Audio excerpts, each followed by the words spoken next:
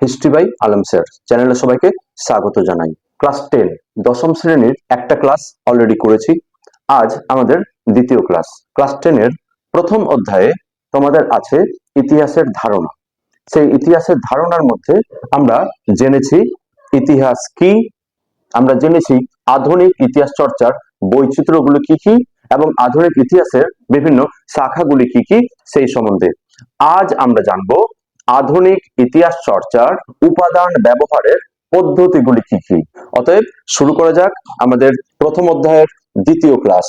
তোমরা জানো ইতিহাস মানুষের মন গড়া কথা নয়, ইতিহাস সম্পূর্ণভাবে তথ্য নির্ভর। আমরা যদি প্রাচীন ভারতের ইতিহাসের উপাদানের কথা বলি, আমরা সেখানে পাই প্রত্নতাত্ত্বিক উপাদান, সাহিত্যিক উপাদান। সেই তুলনায় মধ্যযুগের ইতিহাসের উপাদানগুলির সংখ্যা অনেকটা বেশি।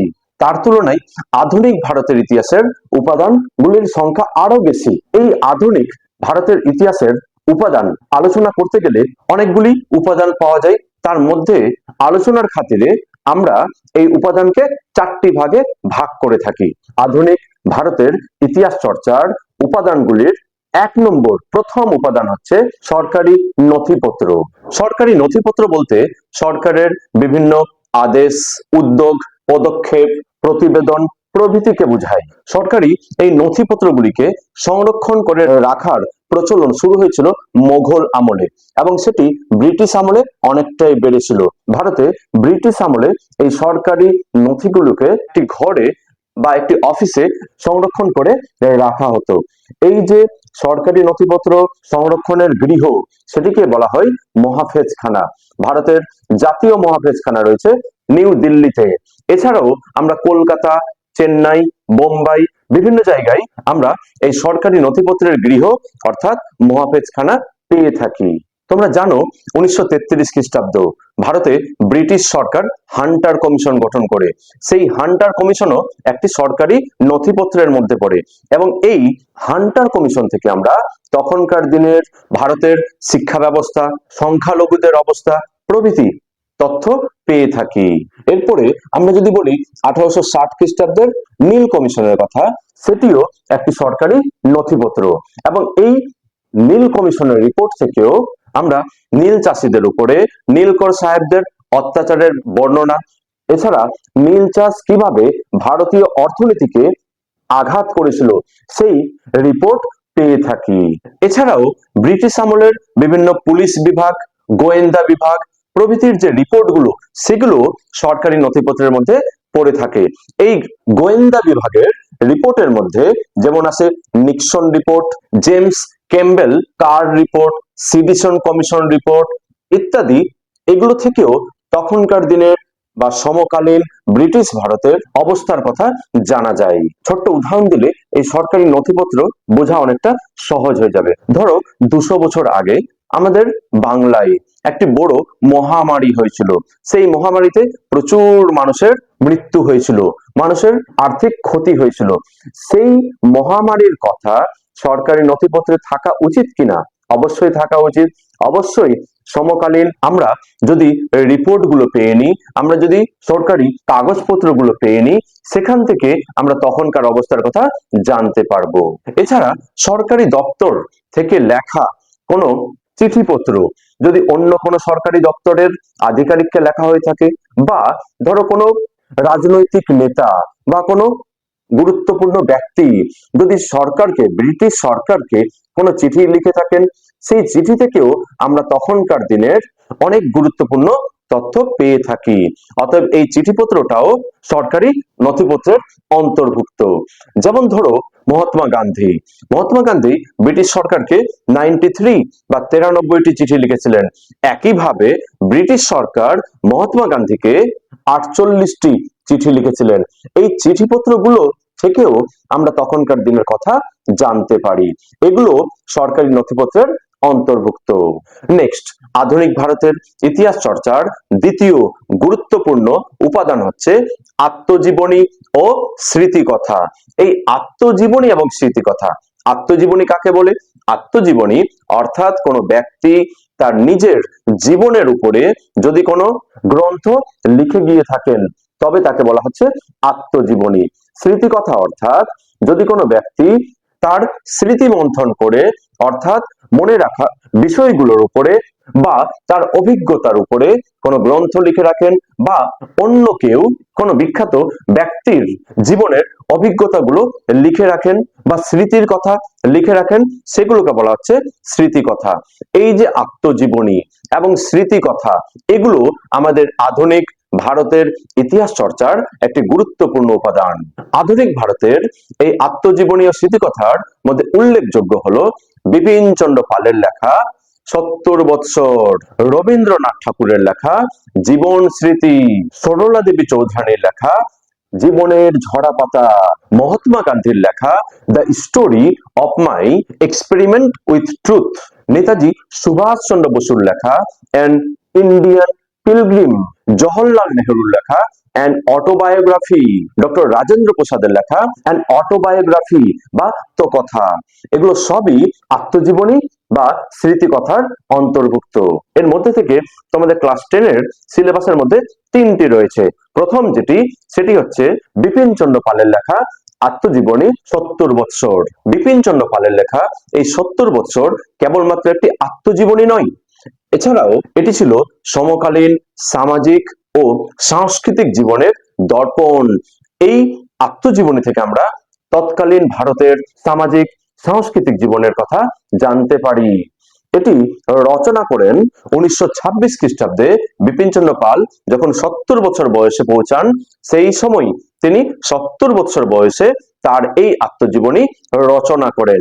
তার এই আত্মজীবনী থেকে আমরা ১৮৫৮ থেকে ১৮৮০ খ্রিস্টাব্দ পর্যন্ত তার জীবন তথা অভিজ্ঞতার কথা জানতে পারি। বিপিন চন্দ্র পালের এই ৭০ বৎসর থেকে আমরা শ্রীহট্ট জেলার পৈল গ্রামের নানা ঘটনা, পুরনো কলকাতার কথা, ব্রাহ্ম সমাজের ইতিহাস, ধর্মভীরু বাঙালির জাতীয়তাবাদের দীক্ষা গ্রহণ প্রভৃতির কথা জানতে পারি। পরের আত্মজীবনটির নাম হচ্ছে জীবন স্মৃতি। এটি কবিগুরু রবীন্দ্রনাথ ঠাকুরের লেখা। এই মূল্যবান রচনাটি প্রথম রামানন্দ চট্টোপাধ্যায়ের প্রবাসী পত্রিকায় প্রকাশিত হয়। এরপর তা গ্রন্থ আকারে প্রকাশিত হয় ১৯১২ খ্রিস্টাব্দে। রবীন্দ্রনাথ ঠাকুরের এই আত্মজীবনী অর্থাৎ জীবন স্মৃতি থেকে আমরা ঠাকুর বাড়ির অন্দরমহলের ছবি, সমাজের সমকালীন ঠাকুর বাড়ির অন্দরমহলের ছবির তথা সমকালীন সমাজের কথা জানতে পারি। যে কাল পর্বকে ঘিরে জীবন স্মৃতি রচিত হয়েছিল তা ছিল বাঙালির জাতীয়তাবাদের উন্মেষ পর্ব। অর্থাৎ এই সময় ভারতীয়দের মধ্যে জাতীয়তাবোধের বিকাশ ঘটছিল।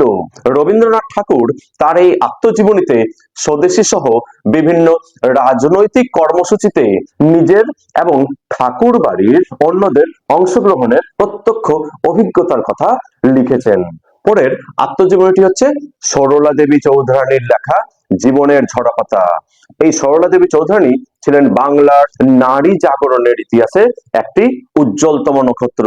সরলা দেবী চৌধুরানীর জন্ম হয়েছিল ১৮৭২ খ্রিস্টাব্দে এবং মৃত্যু হয় ১৯৪৫ খ্রিস্টাব্দে।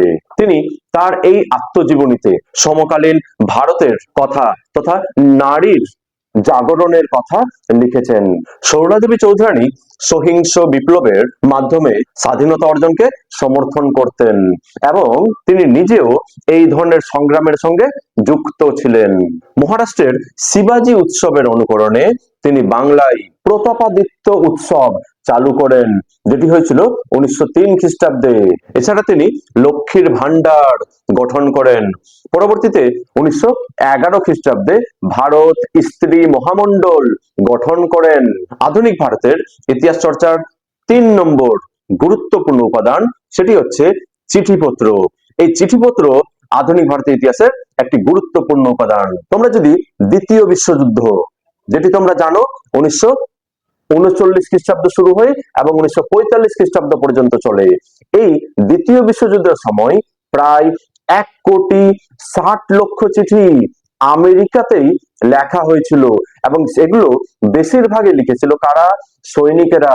এই চিঠিপত্র থেকে আমরা সৈনিকদের মনের কথা তথা তাদের ইচ্ছা অনিচ্ছার কথা জানতে পারি।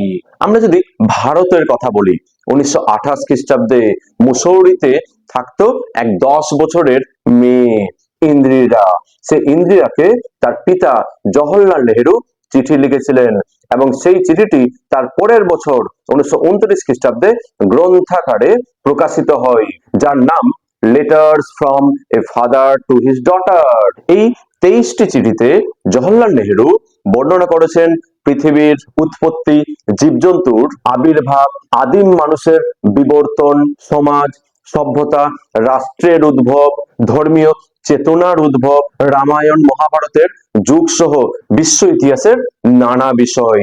তিনি তার মেয়েকে সমস্ত বিষয়ে অবগত করার জন্য এই চিঠিগুলো লিখেছিলেন। এগুলো আধুনিক ভারতের ইতিহাস জানার একটি গুরুত্বপূর্ণ উপাদান। মুন্সি প্রেমচাঁদ পরবর্তীতে এই চিঠিগুলিকে হিন্দিতে পিতা কে পত্র পুত্রী কে নাম শিরোনামে অনুবাদ করেন। অতএব তোমরা বুঝতে পারছো যে এই চিঠিপত্র থেকেও আমরা সমকালীন সমাজের কথা তথা বাস্তব পরিস্থিতি আমরা জানতে পারি।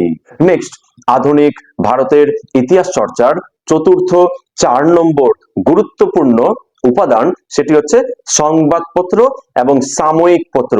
সংবাদপত্র তোমরা জানো প্রতিদিন যেটি বেরায়, সেটি কাগজে লেখা হতে পারে, অনলাইনে হতে পারে এই সংবাদপত্র, এবং যে সংবাদপত্রগুলো কিছুদিন পর পর অর্থাৎ সাপ্তাহিক, পাক্ষিক বা মাসিক, ষান্মাসিক, বাৎসরিক এই যে কিছুদিন পর পর বেরায় সেগুলোকে বলা হয় সাময়িক পত্র।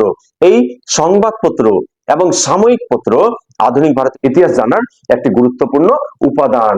ভারতের প্রথম সংবাদপত্র কবে? সেটি ছিল 1780 খ্রিস্টাব্দে জেমস অগাস্টাস হিকি এর সম্পাদিত, এবং সংবাদপত্রের নাম ছিল কি? বেঙ্গল গেজেট। এছাড়াও উল্লেখযোগ্য কিছু সংবাদপত্র তথা সাময়িক পত্রের নাম হচ্ছে মার্সম্যান সম্পাদিত দিগদর্শন ও সমাচার দর্পণ, রাজা রামমোহন রায় সম্পাদিত সংবাদপত্র সংবাদ কৌমুদী এবং মিরাট উল আকবর। নব্যবঙ্গ গোষ্ঠীর উদ্যোগে প্রকাশিত হয় জ্ঞানান্বেষণ, এনকুয়েরার, বেঙ্গল স্পেকটেটর। দেবেন্দ্রনাথ ঠাকুর সম্পাদিত তত্ত্ববোধিনী পত্রিকা, হরিশ্চন্দ্র মুখোপাধ্যায় সম্পাদিত হিন্দু প্যাট্রিয়ট, কৃষ্ণ কুমার মিত্র সম্পাদিত সঞ্জীবনী, বিপিন চন্দ্র পাল সম্পাদিত ইয়ং ইন্ডিয়া ও ইন্ডিয়ান মিরর, সুরেন্দ্রনাথ বন্দ্যোপাধ্যায় সম্পাদিত বেঙ্গলি, বাল গঙ্গাধর তিলক সম্পাদিত কেশরী ও মারাঠা প্রভৃতি উল্লেখযোগ্য সংবাদপত্র এবং সাময়িক পত্র। এগুলো থেকেও আমরা তৎকালীন সময়ের ব্রিটিশ আমলের ভারতের কথা জানতে পারি। আজকের দিনে আমরা যদি বলি যা কিছু ঘটে সবই কিন্তু আমরা সংবাদপত্রের মধ্যে পেয়ে নিই। অতএব আজ থেকে আমরা যদি 150 বছর বা 200 বছর আগেকার এই সংবাদপত্রগুলো পেয়ে নিই, এই সংবাদপত্র থেকে আমরা তখনকার দিনের কথা জানতে পারি, বলতে পারবো তখন ব্রিটিশ ভারতের ভারতীয়দের অবস্থা কেমন ছিল। এই সংবাদপত্র এবং সাময়িক পত্রের মধ্যে দুটি সংবাদপত্র তথা সাময়িক পত্র তোমাদের সিলেবাসে রয়েছে। একটি হচ্ছে সাহিত্য সম্রাট, কাকে বলা হয়? বঙ্কিমচন্দ্র চট্টোপাধ্যায়। সেই বঙ্কিমচন্দ্র চট্টোপাধ্যায় সম্পাদিত বঙ্গদর্শন, যেটি প্রকাশিত হয়েছিল 1872 খ্রিস্টাব্দে। এটি ছিল একটি মাসিক পত্রিকা, অর্থাৎ প্রতি মাসে এই পত্রিকাটি বেরাতো। এই বঙ্গদর্শন, এই বঙ্গদর্শন থেকে আমরা সে সময়কার বাংলায় ইংরেজ সরকার ও জমিদারদের শাসন, অত্যাচার, সামাজিক পরিস্থিতি, সাধারণ মানুষের অবস্থা, সাহিত্য, রাজনীতি, দর্শন, বিজ্ঞান, ধর্মতত্ত্ব প্রভৃতির কথা জানতে পারি। এক কথায় 1872 থেকে 83 খ্রিস্টাব্দের মধ্যে বাংলার অবস্থার কথা যদি জানতে হয় তবে অবশ্যই এই বঙ্গ দর্শনের সাহায্য নিতে হয়। এই বঙ্গ দর্শন থেকে আমরা তখনকার দিনের বাংলার কথা জানতে পারি। পরের যেটি সংবাদপত্র তোমাদের সিলেবাসে রয়েছে সেটি ছিল একটি সাপ্তাহিক পত্রিকা, অর্থাৎ 7 দিন অন্তর অন্তর সেটি বেরাতো। সেটি ছিল দ্বারকানাথ বিদ্যাভূষণ সম্পাদিত সোমপ্রকাশ। এটি প্রকাশিত হয়েছিল 1858 খ্রিস্টাব্দে। এই দ্বারকানাথ বিদ্যাভূষণের সোমপ্রকাশ থেকে আমরা তৎকালীন সময়ের নীলকর সাহেবদের অত্যাচারে বাংলার কৃষকদের দুরবস্থা কিভাবে চরম পর্যায়ে পৌঁছেছিল, বিধবা বিবাহ প্রচলন ও স্ত্রী শিক্ষার প্রসারের বিষয়ে সমকালীন শিক্ষিত বাঙালি সমাজের চিন্তা ভাবনা কোন দিকে চালিত হচ্ছিল ইত্যাদি কথাগুলো জানতে পারি। এই যে সম্প্রকাশের বিরাট জনপ্রিয়তা, তারপরে কিছুদিনের জন্য বন্ধ হয়ে যাওয়া, আবার থেকে চালু হওয়া, এর মাধ্যমেও আমরা তৎকালীন বাংলার তথা ভারতের অবস্থা জানতে পারি। অতএব বলা যায় এই সংবাদপত্র বা সাময়িক পত্র হলো আধুনিক ভারতের ইতিহাস চর্চার একটি গুরুত্বপূর্ণ উপাদান। আরেকটি উপাদান আছে যেটি বর্তমান একটি অবশ্যম্ভাবী গুরুত্বপূর্ণ উপাদানে পরিণত হয়েছে, সেটি হচ্ছে ইন্টারনেট। আধুনিক যুগকে বলা হচ্ছে ইন্টারনেটের যুগ। ইন্টারনেট কি? কৃত্রিম উপগ্রহ বা স্যাটেলাইট নির্ভর এই যে যোগাযোগ ব্যবস্থা, সেটিকে বলা হচ্ছে ইন্টারনেট। এই ইন্টারনেটেরও প্রচুর গুরুত্ব রয়েছে ইতিহাসের তথ্য সংগ্রহের ক্ষেত্রে। ইন্টারনেট গুরুত্বপূর্ণ ভূমিকা পালন করে। তোমরা এই ইন্টারনেটের সাহায্যে খুব সহজেই প্রচুর ইনফরমেশন, প্রচুর তথ্য পেয়ে নিতে পারো। তোমরা এখনই ট্রাই করে দেখে নিতে পারো। জাস্ট তোমরা যদি গুগলে যাও, গুগলে গিয়ে যে কোনো তোমাদের প্রয়োজনীয় টপিক তোমরা যদি জানতে চাও, নেতাজি সুভাষচন্দ্র বসুর জীবনী সম্বন্ধে, তোমাকে জাস্ট গুগলে সার্চ করতে হবে নেতাজি সুভাষচন্দ্র বোসের জীবনী। সঙ্গে সঙ্গে গুগলে তুমি পেয়ে নিবা, উইকিপিডিয়ায় তুমি যাবতীয় ইনফরমেশন পেয়ে নিবা। এছাড়াও তুমি যদি প্রাচীন ভারতের বা মধ্যযুগের ভারতের বা আধুনিক যুগের ভারতের যে কোনো ইনফরমেশন পেতে চাও, তুমি যদি ইউটিউবে যাও, ইউটিউবের মাধ্যমে প্রচুর ইনফরমেশন পেয়ে নিতে পারো। তোমার এই যে ক্লাসটি, তুমি যে ক্লাসটি দেখছো, তোমার ক্লাসটি কোথায় দেখছো? তুমি ইউটিউবে দেখছো, এবং ইউটিউবে এই ভিডিওটি বা তোমার এই ক্লাসটি দেখানোর ক্ষেত্রেও কিন্তু ইন্টারনেটের অবদান রয়েছে। অতএব বুঝতেই পারছো এখনকার যুগে ইন্টারনেটের কতটা ভূমিকা রয়েছে। এই ইন্টারনেটের বেশ কিছু সুবিধা রয়েছে। কি সুবিধা?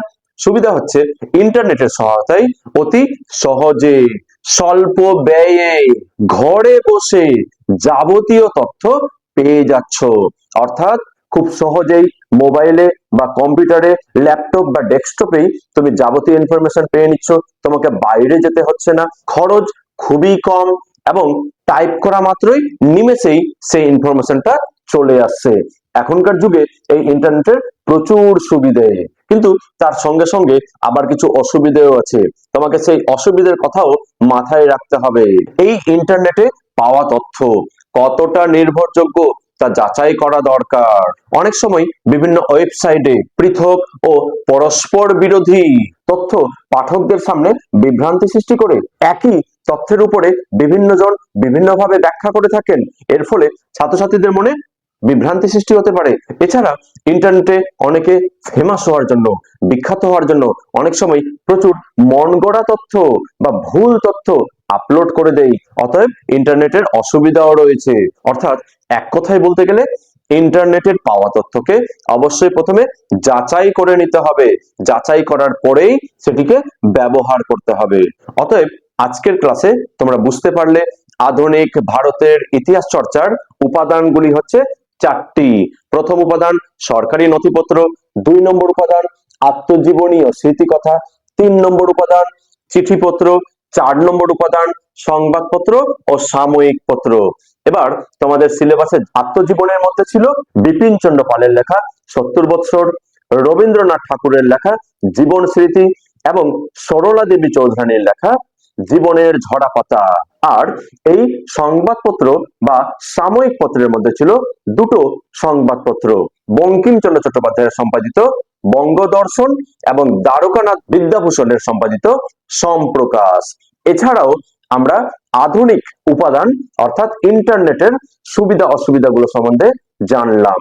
এই গেল তোমাদের প্রথম অধ্যায়ের অর্থাৎ ইতিহাসের ধারণার সম্পূর্ণ ক্লাস। আশা করছি খুব সহজেই তোমরা বিষয়টি বুঝতে পেরেছো।